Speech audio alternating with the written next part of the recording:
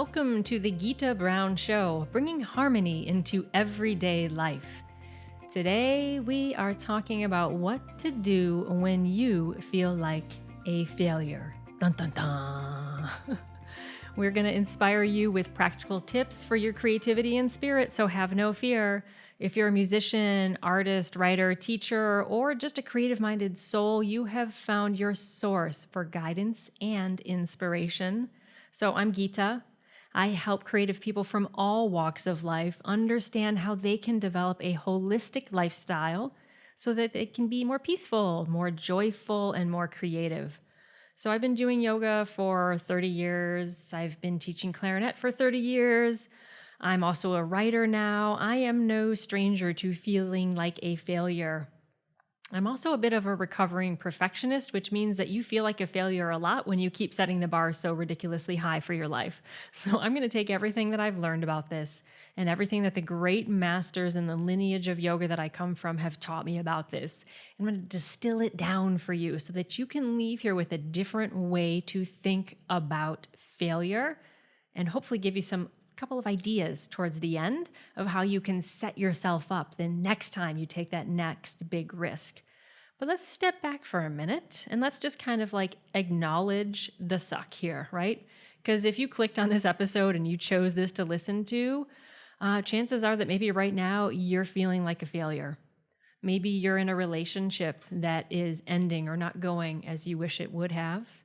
Maybe you're going through a tough breakup, or you've lost a job, or you just had a big presentation at work and it just did not go over well. If you're like me, maybe you're a writer and you've gotten yet another rejection for that favorite piece of yours that you've sent out 30 times. And you're just starting to feel like, man, I really stink. This is not going well. So, recognize this, my friend. First of all, you're not alone in feeling like a failure. Even the most accomplished people who are out there floating around looking like they're doing beautiful things at times feel like a failure, feel like they're not enough. Or maybe you're someone who is fearing failure. Maybe you're about to put something new out there and you're like terrified that you actually are going to fail. So it can be really tough to be rejected publicly. It can also be really tough to be rejected privately and to have that sense that you're just not good enough. Going through your day sort of feeling less than your peers, less than your compadres, less than your parents did or anything can just feel awful. It's just like this sucking vortex that just drags us down. It can be really tough to watch other people have success when you are feeling like a failure inside. Totally sure that success will never happen for you. And I get it. It can feel lonely. I know it feels frustrating. I've been there. And it can just be embarrassing. Like, just to mess up royally in front of a bunch of people is just not a good feeling. So let me just ask you a few questions before I share my own story of failure, one of my many stories of failure, and then some tips. But let me just ask you a few questions. Just pause there in that moment of just feeling lousy. And I'm right here with you. What would life be like if you changed how you react to failure? How would it feel before you took a risk if you knew you had a plan for dealing with the inevitable failure that comes with being a human being? What would it be like for you if you thought of your success and your failures equally? How would it be different for you every day? What would it feel like to move through the day if you thought like, oh, failure is part of my success rather than failure is the end? So I like to think about it this way because I think it gives a little context. So often when we feel like a failure, we get stuck. I know I do. When I got rejected by an agent about 3 months ago for a book that I'm working on. And in the immediate 24 hours after the rejection, it just felt like, I will never get the book published. Nothing good will ever happen. It's going to happen for everybody else, right? Your mind just goes to this like totally wackadoodle place where you just think the sky is falling and it will never happen for you. But I think underneath that, once we get past that just immediate thing that we're focusing on, our fear of failure is actually part of our human need for belonging that's being threatened. right? It's usually not that immediate circumstance, even if it is dire, like we have lost a relationship or something like that. But even if we look deeper, deeper, deeper, deeper underneath that, it's like we as human beings are designed to be part of a family, to be part of a family of choice, to be part of sort of a larger community, whatever that means for us individually. And that sense of being rejected from the community cuts right to like our primitive brain, right? That part of our brain that says we need to gather together, hunt our food, gather our resources so that we can survive. And when we are rejected, even if it's just like you wrote a play and it got rejected from a festival, it cuts right to that primitive part of our brain that says, whoops, you're being cast out by your people. You are in danger. Your life is in threat. And our whole mind and body goes into that fight or flight, like animalistic response.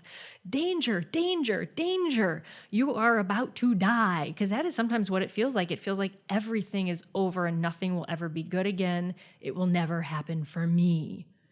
So understand, though, that that's a lot of times can be what's happening. It's like this core survival need that we have for each other. We have core survival needs for feeling safe, for feeling like we have belonging, for feeling like we have community. And when that gets threatened, even on the most minor level, it can send that fear of failure into overdrive. And it's really important to know this so you can kind of set some things up ahead of time so you feel that sense of community around you, even while that primitive animal part of your brain is saying, danger, you're being cast out. So think about this for a minute. You are here on this earth right now. That's kind of a crazy thing. You can call it God, a miracle, random chance, nature, evolution, whatever you want to call it, whatever your belief system is. You are here now. This amazing coalescence of energy, atoms, molecules, genetic expression is walking around this rocky planet that's rotating around the sun in this solar system. That's kind of, dare I say, a miracle. And if you are still here and you're listening to this podcast, I believe it means you have work that is left to be done. Even if you are sitting in a moment of abject failure when you feel like you cannot do anything else, you can't possibly move past this moment, you are still here. And if you're here for a reason, and that is the reason that you need to discover. But you must have work to be done. Otherwise, you wouldn't be here anymore. You would have left this body behind and be doing whatever else happens once we die, right? You are still here. So let's get busy doing what you're meant to do. So my story of failure, well, let's just choose one of them, huh? The big one. And if you've listened to the show before, you've heard this before, familiar with my story.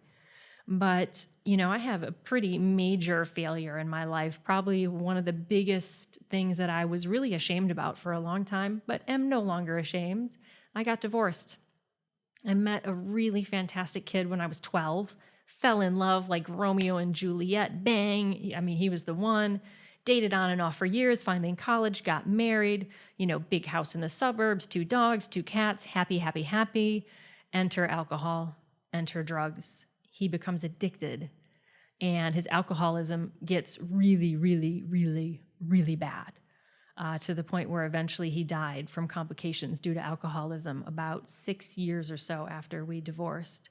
So I was watching, quite literally, this person I loved destroy himself in front of me, and I was watching this relationship that for me meant an embodiment of love itself. I was watching the relationship die. Now you got to understand, my friends, my parents at that point had been married for 40 plus years. Now it's going, way past 50 years. His parents had been married. In my mind, divorce was not an option. In my mind, divorce was a failure. If that relationship meant that I could believe in love and that love was real and that love could fix everything, if the relationship died, it meant that I must have failed. I wasn't good enough. I didn't love well enough to be able to keep the relationship and keep him. So to say I felt like a failure is like not even close to how I felt. And that fear of failure kept me in the relationship quite a bit longer than perhaps was safe for me to be in. And a friend started talking to me one day, and she said, "You know what?" She's like, "Gita," she kind of held my hand and looked me in the eye. She's like, "Just because your relationship ends doesn't mean that it was a failure." And I kind of looked at her like she had three heads, because to me, being married meant that you stayed married until you die. And that's it. There is no other option for it to be a success. She's like, "Think of it this way. You guys have been best friends since you were 12. And she's like, "And you're still best friends now, right?" I'm like, "Yeah." And she's like, "And you will be after you get divorced." I'm like, "Oh, we absolutely will be." And we still were. We still kept in touch. She said, "You had a lot of success in that relationship. You built a life together. You had parties. You had a beautiful home. You took trips. You built memories. Your relationship was a success. It's just ending now." And it just had never occurred to me that I could look at failure in a different way. It never occurred to me that I was judging myself more harshly than I needed to. So if you're listening or watching to this, start to think for a moment about your own failure and the stories you're telling yourself about what it means about you, right? We usually make some big pronouncement about what this failure says about you as a human being. How about it just means the thing you did was a success, and now it's time to do something else? Maybe that's just another way to think about it. I don't think that we serve anything well if you heap on guilt on top of something that has failed or ended, right? Which is what I was doing. The relationship failed, but then it was the guilt and the pressure and the bemoaning I was putting on top of it that was making the suffering even worse, instead of just allowing it to end. So stop wasting time trying to revise the past. Take care of this moment right now. So, I'm a yoga teacher, and my yoga lineage is integral yoga, which is a very comprehensive lifestyle system. What most of you might think of as yoga is doing yoga poses and wearing, tight-fitting clothing and bending all around is one very tiny, tiny, tiny part of yoga. I got into yoga through meditation and did that for years before I ever even realized that there were physical poses involved. But we do chanting and breathing, and we do some moving, and we do scriptural study, and we do a lot of training of our mind and the way we think about things in integral yoga. So my teacher, Swami Satchidananda, who is the founder of integral yoga, when he came here to the States, he has this great talk he gave, and he said this about failure. Every failure is a stepping stone for success. I would listen to that quote over and over and over again during the last days of my marriage, and particularly after the divorce. Every failure is a stepping stone for success. So stop for a minute right now. Get into your failure. Just bring it into your mind's eye, whatever it is, something recent, something that's going on now, something from the past that's still kind of clinging and making you feel that little oh, I feel like a failure. I really suck kind of feeling. Bring that. Think about it. Now imagine it as a stepping stone. Literally see it. I like to see mine as an actual garden path. I'm a gardener. I love my limestone stepping stones. Oh, they're beautiful. I see that rejection from that agent. Boom, right there. I see that divorce. Boom is the next step. And I try and visualize where I'm going, which for me is to share the love of yoga with as many people as I can. I see each one of those failures as taking me towards that goal. Maybe you can see the success, maybe you can't, but the important thing is to start exercising your brain and seeing your failure as a learning opportunity, right? Every time you start to reframe and say, oh, okay, failure, say, stepping stone, and start to visualize that next success, you are retraining your brain to form new neural pathways. And every time you do that, you're retraining the way that you think, so that, you feel the failure, but you're not getting bogged down in it. I'm going to get a little more concrete in a few minutes with a couple of strategies to really help you make this a little more tactical. But let's stay one more minute or two within a little bit of philosophy, because I just want you to start thinking about failure a little differently.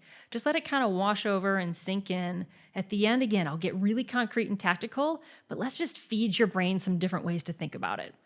Okay, so let's get out there for a minute. I used to play tennis, and this comes straight from Swami Satchidananda. He has a great thing about winners and losers and how we view things. So this is sort of my take on one of his amazing stories that he shares on integral yoga. I highly recommend any video by Swami Satchidananda. Go look up Integral Yoga on YouTube, some really great inspirational talks. So he talks about how failure and losing are just two sides of the same coin. So when I used to play tennis, the goal is to win, win the match. And if you lose, then you fail because you don't advance in the tournament and your ranking goes down and all of that. But winning is just temporary. It's just temporary. There's always another match to be played. What's permanent is your soul. What's permanent is your higher self. So he has this great story of when you win a tennis match. When I would win, I'd win and I'd be so, so happy. And I'd look across the net because in tennis, you come up to the net and you shake the hand of the person of your opponent that you've just been trying to beat into the ground for the last hour and a half. And you shake their hand. And every single time I'm looking at that woman across the net and she is wearing the face of the saddest person I've ever seen. You just won. I'm feeling pumped. I'm psyched. And I'm shaking the hand of this person who looks like she wants to crawl under a rock and die. I'm like, man, that stinks. But then Swami Satchidananda has this great thing. He says, well, now flip it. Let's say you lost that match. Let's say you failed. Who do you see in front of you? You see the happiest person in front of you. You get to shake the hand of someone who is so happy and full of glee. Now you're looking at happiness. You have failed. They have succeeded. And you get to bask in their happiness. You get to bask in that glow. And in that way, I started to see that it's just two sides of the same coin. Sometimes I'm on the dark side. Sometimes I'm on the light side. When I'm on the dark side, I get to rejoice in the success of others. When I'm on the light side, I get to help and be harmonious with the person who's down a little bit. But it's both just one side of the same coin. It's all just one thing. Success, failure, failure, success. It's going to come, it's going to go, but who you really are is peace and love. So you remember that a little bit. Ooh, you have a recipe to move through failure and that feeling like failure a lot quicker. I like to think that nighttime doesn't spend a whole lot of time feeling guilty that it's dark. And daytime doesn't sit there and go, oh, I'm such a failure because I'm so bright. They just are. So just be who you are, be where you are, and don't heap on it. Okay, let's get tactical though here, because that's kind of a lot of philosophy and just some ways to think about it. But let's think about how you're going to deal with this feeling of failure right now, or perhaps one that's going to come in the future. First of all, do you want to strive and risk and continue to grow? I know if you are listening to this or watching this, the answer is yes, because you would not have me here as your teacher if you were not yeah, I'm ready to grow and learn something. You are a person who is showing me by showing up that you are ready to learn. So if you really want to learn, you got to be intentional about how you're going to deal with failure. Because I have news, you are going to fail again and again and again and again and again. Come fail with me. I'm failing all the time. I'm a writer. I get rejected at least 5 or 6 times every single week. Join the club. In order to succeed, you are going to fail. So let's set up a plan for you right now for how you're going to deal with that failure. Okay, one of the number one things I've started doing, and it really, really works, is to bless it before you ship it. So your first step is before you do that next thing, before you quit, before you end the relationship, before you take the risk at work, before you, send off that manuscript or whatever the risk is, before you step on stage, whatever your next risk, bless it before you do that. Connect with your higher purpose in your life before you send that thing. Because remember, failure is getting locked in that moment, right? It's getting locked and stuck in that moment, and that thing has become representative of who you are. But if you remember who you really are, your soul, right? Your love, your passion, your purpose, then that other thing is just going to come and it's going to go. And you can recognize that it's temporary. So like for me, if I'm sending a piece out in the world, I have this thing I say as a writer all the time. I trust that my work will find a home in the world. It may sound airy-fairy, but it works for me because I just say, I trust that this piece is eventually going to find a home. I trust that my work will find a home in the world. And that way, if I get rejected from 20 places, I don't worry because I know that the greater body of my work as a writer will find people to read it one way or another. I stay plugged into that larger purpose. So remember that larger purpose. With a relationship, it could just be something like, I intend to continue to love with a full heart. That's what I did with my ex-husband. I just said, I'm going to continue to love with a full heart. And I kept doing that and kept doing that. I still love him all these years later, even though he has passed on. I still carry that love, and I'm so, so proud of that. So plug into that higher purpose and bless that thing that you are about to fail at or have just failed at. So second thing is, if you get a whomp of an unexpected failure, my friend, give yourself time to grieve. That rejection I got from that agent a few months back, I gave myself 36 hours. And for 36 hours, I was a little sad sack. You can ask my husband. He will verify it. I moped around the house. I cried. I let myself think all the dark thoughts that I'll never be published. It'll never happen for me. No one will ever read this. It's all been a big waste of time. I mean, just all that endless nonsense, right? But I gave it a time window. And I said at the end of the 36 hours, I'm going to text my writing group people. I'm going to get back on that horse, and I'm going to resubmit something, no matter how small, to somewhere else. I'm going to tweet. I'm going to do an Instagram thing. I'm just going to create little bits of art and send them back out. But the important thing is, my friend, I gave myself that time to grieve, number one, but I gave it a time frame. Now, that didn't mean at the end of 36 hours that magically I waved a wand, the emotions were over. It's just I sent myself a little cue, a social cue of, hey, I'm re-entering the stream again. Now, with my relationship ended, the divorce, that time was a lot longer. At that time, I had given myself about a year to kind of just be with what had happened. Ended up healing a lot faster than that, but I had given myself mentally a year to just let myself feel it before I really intentionally started dating again. That's another story, because I ended up married within a year to my wonderful husband now of 10 years, but you never know what's going to happen. The important thing is you allow yourself that time to grieve, you give it a time window, and you give it a little shift at the end so that you are going to shift your energy there. And amazing things can happen when you do that. Take it from me. Okay, third step. Visualize the stepping stone of failure that you have just created. Literally see it like it's a thing that you can step on. It's going to get you to that next level. It's just not a thing you trod on. It's literally the thing that is going to take you forward. So you've got those 3 little steps. Bless it and connect to the higher purpose of why you're trying to do this thing, this relationship, this endeavor.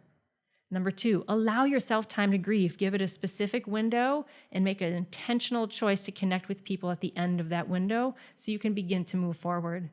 And then 3, visualize that stepping stone you have created and begin to see that failure is an integral part of your success. Now, if you want to feel a little bit better about yourself, let me tell you some fabulous failures. Tom Brady, football player, he has won 6 Super Bowls, but he has lost 3. He's won 6. Everyone talks about the 6, but he has lost 3. Hello. Julia Child, the famous French chef, her famous book, Mastering the Art of French Cooking, was rejected before it was published. They said it was too long. Well, it ended up being just long enough and is one of the canons now of cooking. Stephen King's book, Carrie, fabulous book, was rejected 30 times. There's that famous story that he actually threw it out and his wife rescued the manuscript. Guys, if you're going to succeed, you're going to fail. Success is not the absence of failure.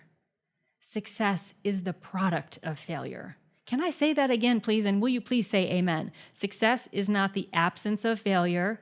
Success is the product of failure. Amen. Failure is going to be your key ingredient to success.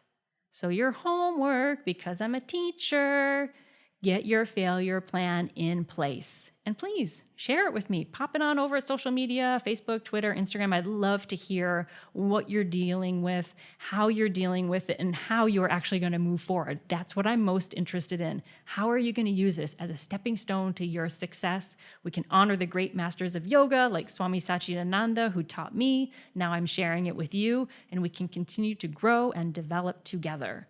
Okay, my wonderful friend in failure, let's close with a little chant for peace. This is a Sanskrit chant for peace. I'll do it in Sanskrit. Then I'll give the English translation for you. Let's bless this session today, my friends. Well done. Loka samasta sukhino bhavantu.